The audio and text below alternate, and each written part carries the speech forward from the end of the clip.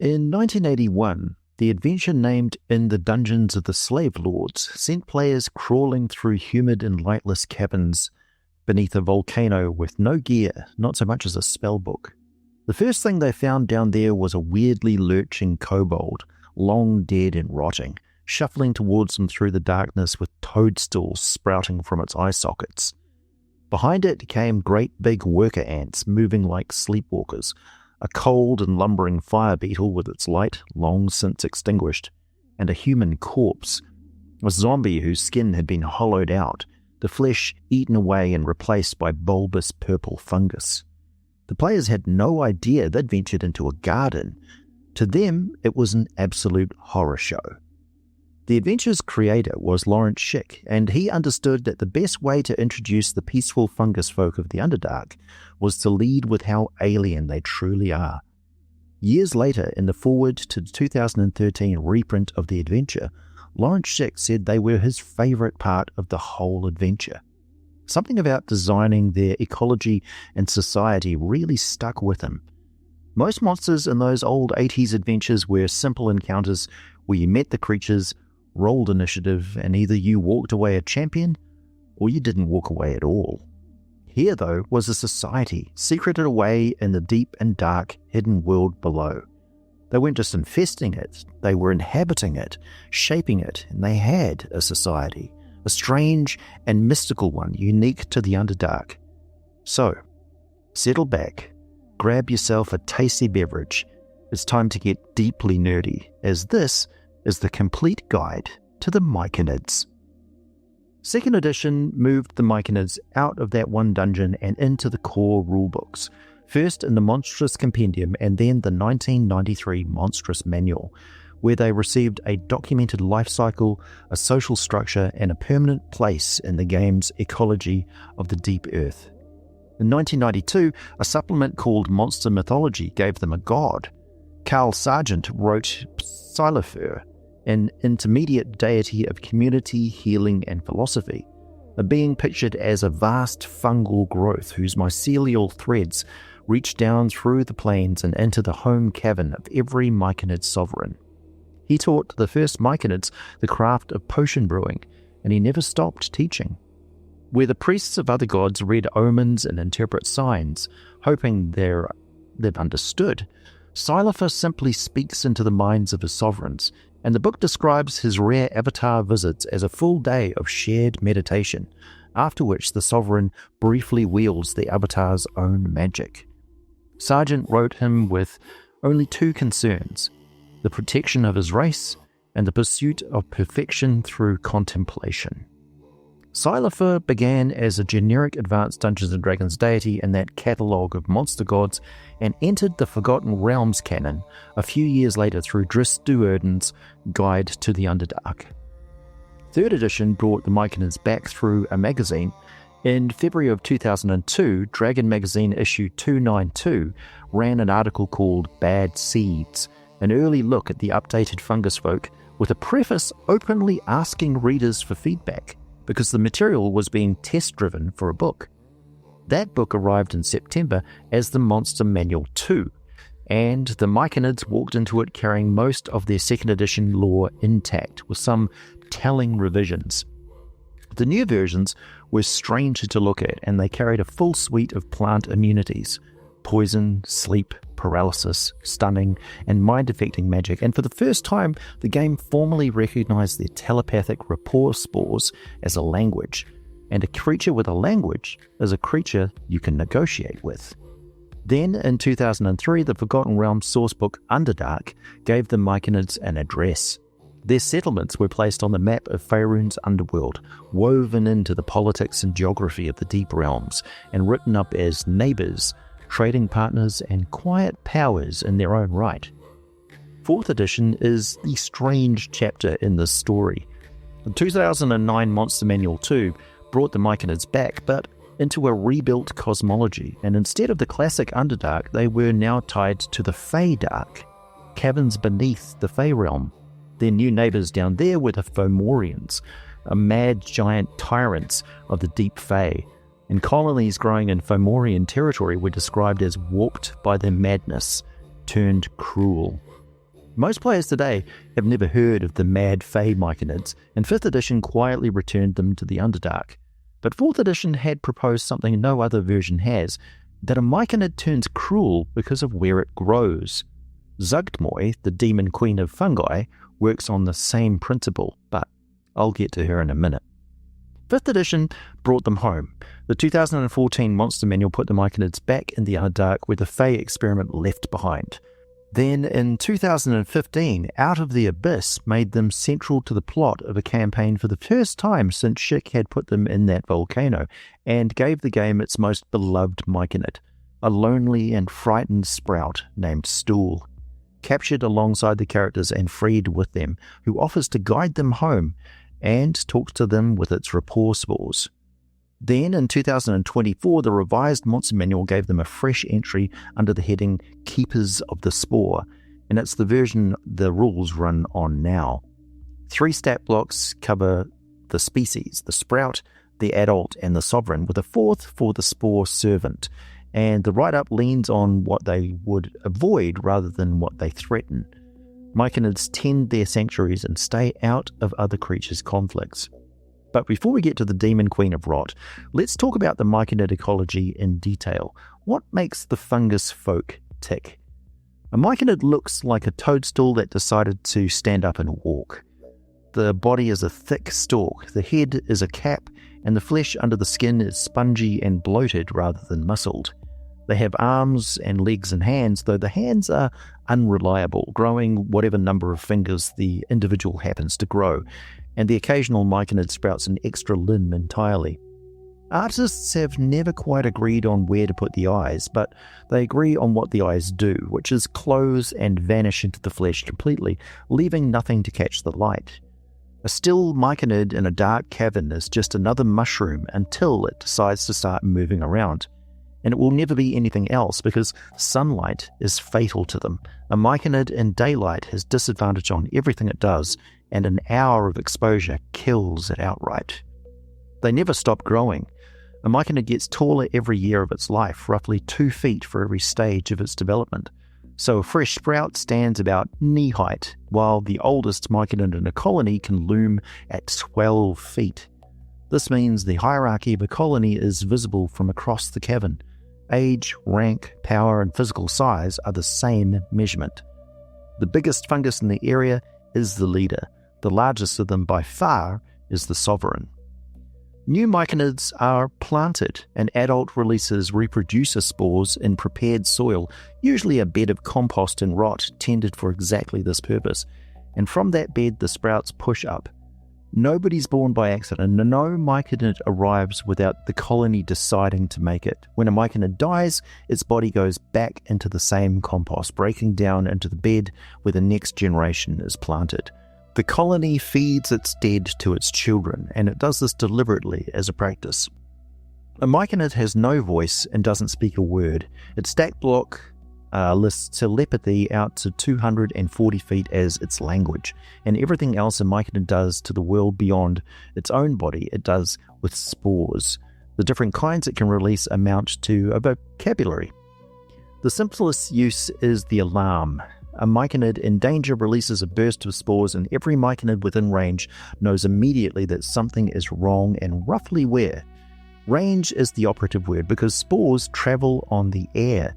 The draft carries an alarm much farther than dead air does, and a colony sitting beside a vent has a reach that a colony in a sealed chamber doesn't.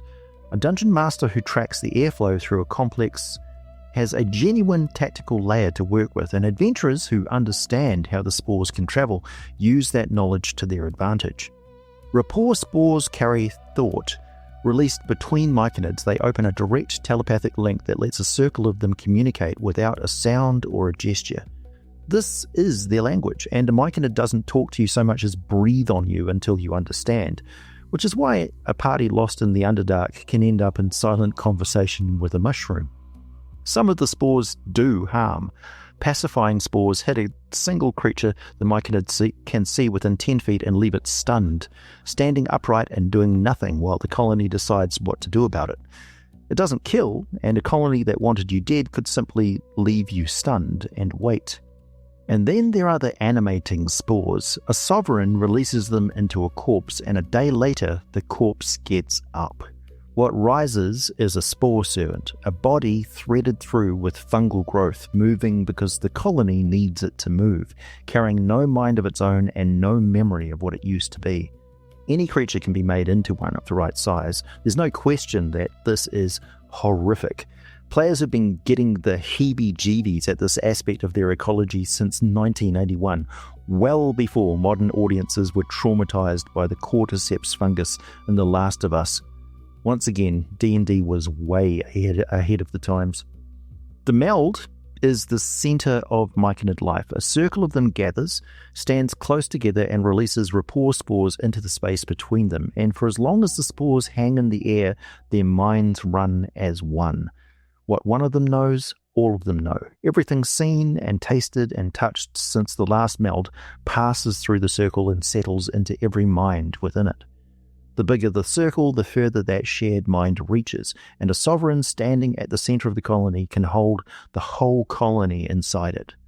The largest expression of this on record sits about 11 miles beneath the Shah, in a place called Florvenilstra, a garden city of the Lower Dark. It's a warm cavern full of flowering lichens, watered by cracks in the ceiling, lit in patches by luminescent green fungi, and home to a little over 9,000 people, most of them Sliths. It's ruled by a hierarchy of druids called the Circle of the Depths. The Myconids there number about 1 in 25 of the population, and the sovereign is named Meln. To look at them, the Myconids of Florvenilstra do nothing at all. They stand in a compost at the center of the city and hum quietly, and they've been doing that for a very long time. Meanwhile, the city's defense roams loose through the streets and the caverns around it, shambling mounds and phantom fungi and assassin vines that never trouble a resident and relentlessly attack anything else that comes in. Those plant creatures are under Myconid control. 9,000 people sleep safely because a few hundred mushrooms are standing in a compost heap, paying attention to every green thing in the city at once. The book that describes all this notes that the Myconids won't say how they do it. If a living network threaded through an entire ecosystem sounds familiar, it's because Avatar put the same idea on cinema screens in 2009 and made it the center of a franchise.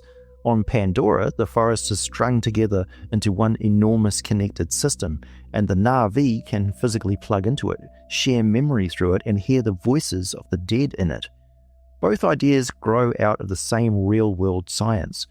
The mycorrhizal networks that thread fungal filaments between the roots of a forest and carry chemical signaling from tree to tree. The thing popular science writing calls the Wood Wide Web. Dungeons & Dragons was working with it decades earlier. Xylophor was described in 1992 as a fungal growth whose threads run down through the plains and into the home cavern of every Myconid sovereign, which is a mycelial network stretched across a cosmology. Which brings us back to Xylophor, because the way he relates to his worshippers is the meld, again, run upward. A sovereign in a compost bed shares its mind with a circle. Xylophor shares his with the sovereigns permanently. Monster mythology gives his home as Nirvana, the older and shorter name for the plane known in full as the Clockwork Nirvana of Mykonos. James Wyatt picked up on this years later during the D&D Next playtest and suggested that Xylophor reads less like a god in the usual sense and more like a Buddha, a figure who reached something the rest of his people are still working towards. Look back at what Carl Sargent gave him and it fits. 2 concerns only: the protection of his race and the pursuit of perfection through contemplation. No conquest, no domain to expand, no rival pantheon to outmaneuver. A god whose entire divine project is sitting very still and getting better at it. The old sources also list who Xylophor is aligned with. The gnomish gods are there, which makes sense for a deity of quiet underground communities. So is Kiran Sali, the drow goddess of undeath and vengeance, which makes no sense at all until you look at what a spore servant actually is. A Myconid raising a corpse isn't doing anything malicious with it. It's putting a body to work before that body finishes breaking down into the minerals and liquid the colony feeds on, and a corpse left to rot on its own is simply waste. That happens to fall inside Kiran Sali's domain. Alliance is too strong a word for it. Their portfolios overlap, and nothing in the books suggests it goes any further than that. And then he goes quiet. The 4th edition Underdark says it's been an age since any Myconid heard Silefer's instructions, and that the mushroom folk are growing steadily more oblivious to their own creator. Then in February 2013, Dragon Magazine issue 420 ran an article by Jeff Lasala introducing an archfey of the Feydark called the Carrion King, Lord of all fungi, terrestrial and fey alike, with a seat at the Court of Stars that he almost never uses. He has held many names across the ages and can't remember most of them because a mind split across 100 bodies doesn't keep a long memory. The article states that Silefer, the Spore Lord, was probably one of those names given to him by the Myconids in ages past, and that the Carrion King can't recall it. What he is now is a single enormous root system threaded through the whole of the Feydark, running unnoticed beneath Fomorian kingdoms and gnomish halls, and when he wants to speak to something, he simply grows a mushroom body to do it with. Every one of those bodies holds a fragment of his mind and a personality of its own, and some of those fragments go rogue, building their own little kingdoms and insist that they're the real one. One of them, a powerful Myconid named Amasutalob, goes about claiming to be the last spore of Silefer. He's also mad, and the article says so plainly. He wants his legions to spread across the Feydark, which means clearing out everything down there that enslaves or destroys Myconids, and his armies will take root and flourish on what is left of them. Lasala is careful about how he frames that. The desire for mass slaughter isn't inherently malevolent, only inexorable. Even his origin comes down to 3 stories that flatly contradict each other. He was a tree lord driven mad by a curse of Lolth before the Dawn War, or he was a toadstool that Corellian gave life and thought to. He was a god of decay the primordials killed, whose body was planted deep in the soil of the Feywild. Nobody can prove or disprove any of it, and the Carrion King himself says nothing.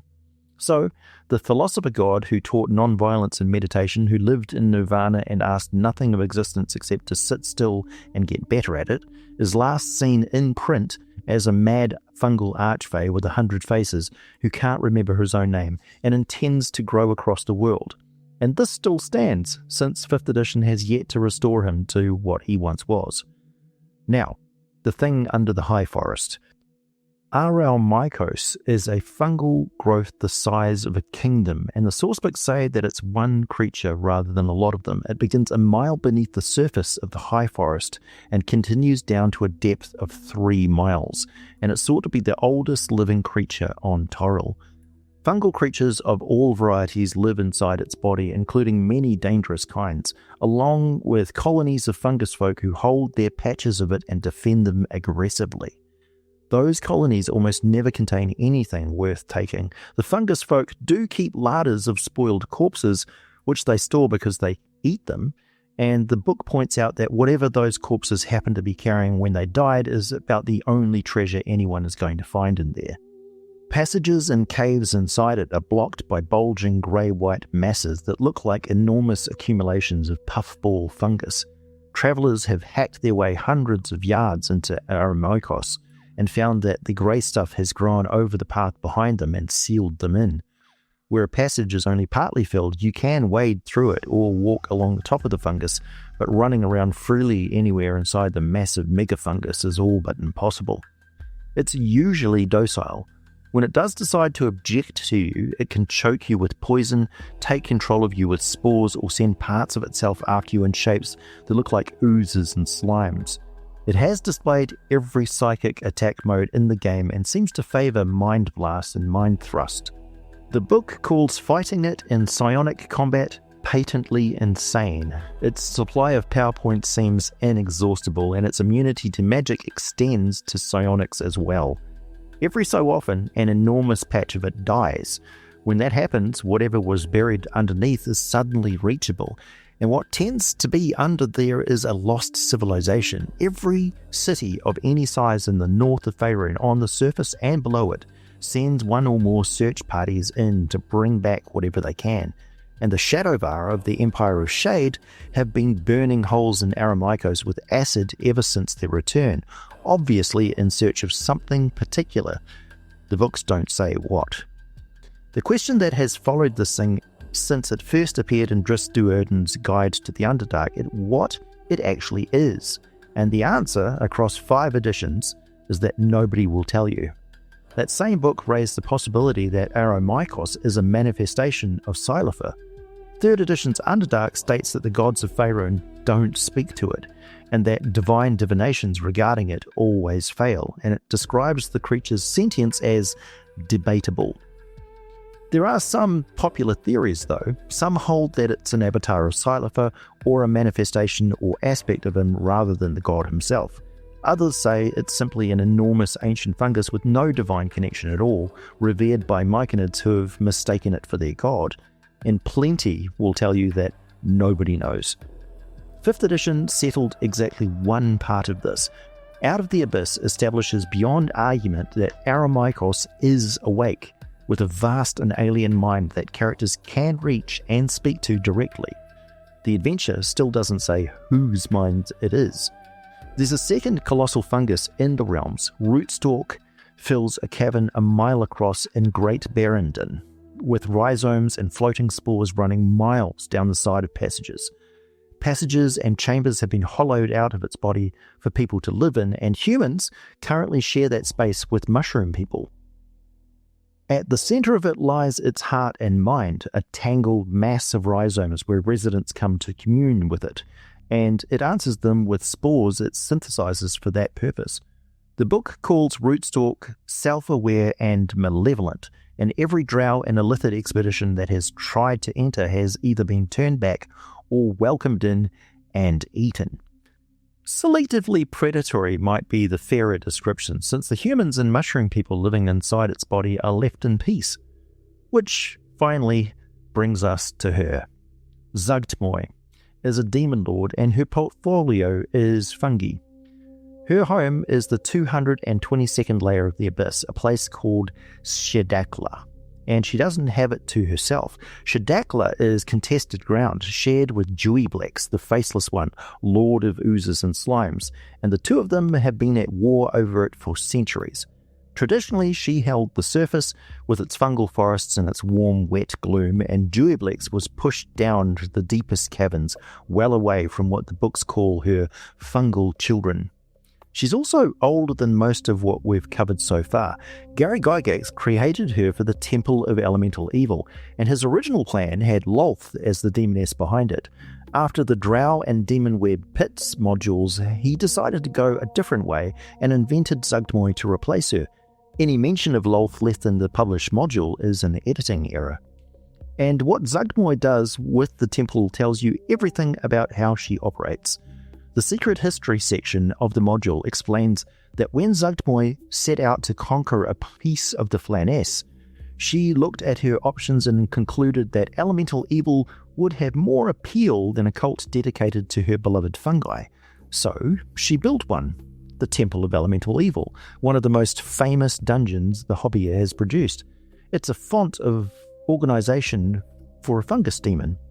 She set the 4 elemental temples against each other on purpose, so none of them could grow strong enough to threaten her, and kept the real power in her own hands. Then Iuz came to her with an offer.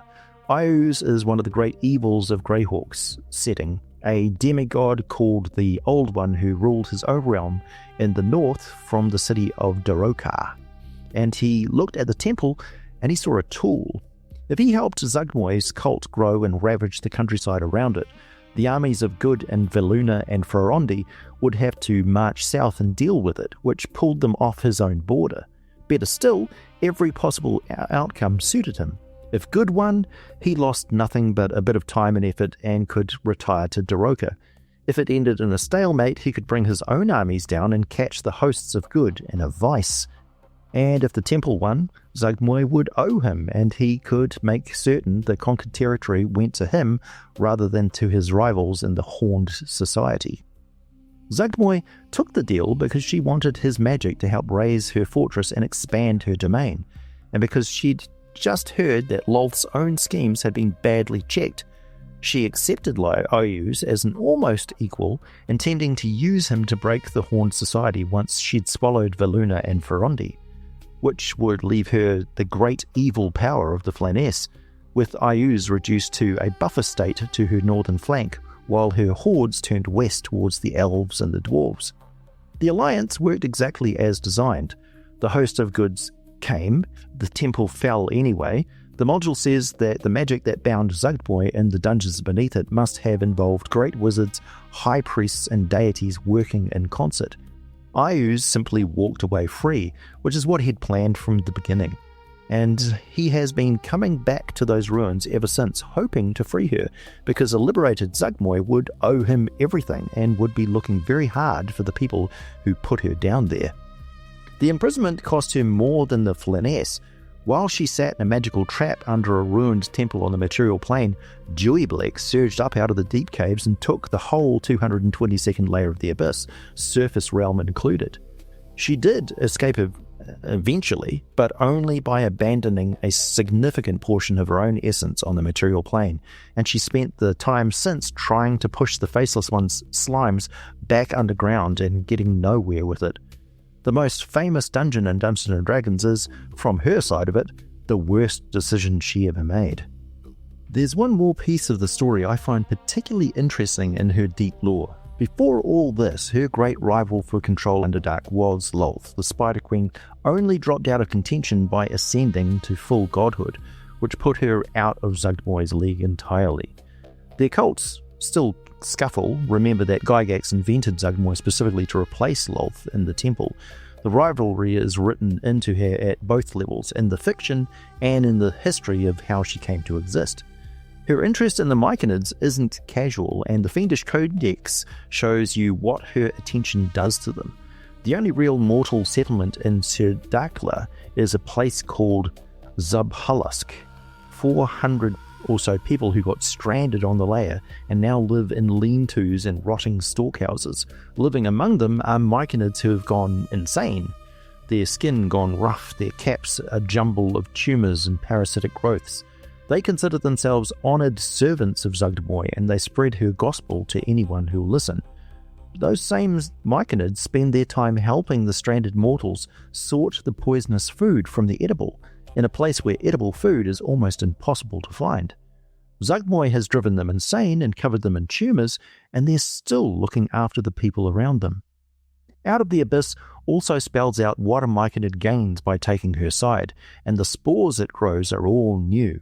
Caustic spores burn a 30-foot cone with acid.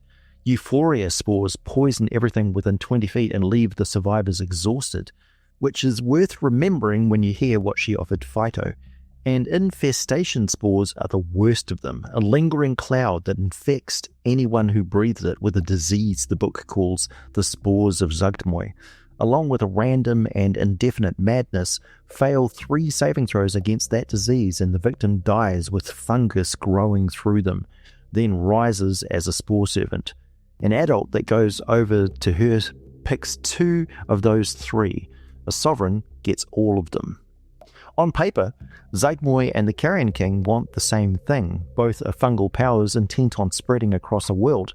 However, Zuggtmoy wants chaos and destruction for their own sake. She is, after all, a demon.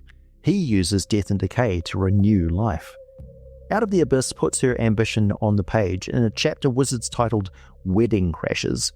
Zuggtmoy intends to marry Aromykos, the massive fungal entity spreading far deep under the high forest, and the adventure means that literally, the ritual would grant her full power over the oldest living thing on Toril, and a Myconid named Basidia, servant to a sovereign, is the one who explains to the characters what her corruption of it would unleash. Stopping her sends them somewhere very strange. A Myconid sovereign immunizes the characters against demon-tainted spores, and Basidia then engulfs them with a special rapport spore that projects them into the astral plane and connects them to Aromykos.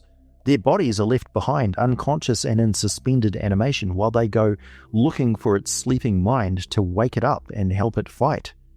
On the astral plane, Aramycos appears as a colossal jawless skull, the size of a small mountain, pale stone furred over with the same lichens and molds that cover its body on the material plane.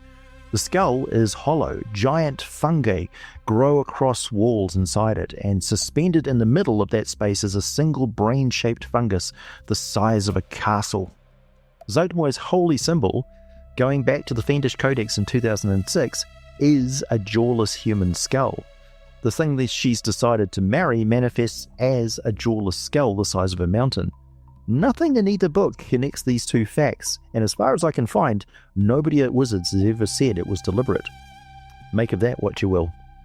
Touch the skull and Zuggtmoy notices. She pushes into Aramycos' mind through the rapport spores and demands to know who dares to interrupt her intended nuptials. She doesn't get to finish. The ritual is broken from the outside when Jubilex launches its own attack to claim Aramycos, and the last thing the characters see is Zuggtmoy hissing her rival's name like a curse as her image dissolves. So, how does a Myconid colony actually run? Myconids organize themselves into circles, and each circle is led by a larger specimen called a circle leader, with the sovereign ruling the colony above all of them. Neverlight Grove, the Myconid settlement in that adventure, gives you the numbers: 150 Myconids and spore servants, 7 circles, and defense handled by spore servants and awakened Zerkwoods, the giant mushrooms of the Underdark. Under commerce, the entry says none, and the grove has gone untold generations with little or no change to anything. The circles are where the actual business of being a Myconid happens. Rapport spores carry a small piece of every Myconid into the others in the circle, absorbed and then residing inside them, building what the adventure calls a telepathic familial bond. When a circle gathers to meld, they share their insights, their fears, their hopes, and their dreams, and through that melding, the book says, all Myconids join together to form the heart and soul of a colony. Zuggtmoy uses it against them. She arrived in the Underdark weakened by the ritual that had dragged her out of the Abyss, and Neverlight Grove drew her by the strength of its fungal vitality. The Grove's sovereign, Myconid named Phyto, welcomed her in, and she melded with it in secret, offering plentiful soil and moisture, perpetual rot, and beautiful transcendent dreams that could be shared in a never-ending communal melding. All of it presented as generous gifts by the Lady of Decay. Phyto's mind was lost inside that vision, and it began turning the Grove towards her.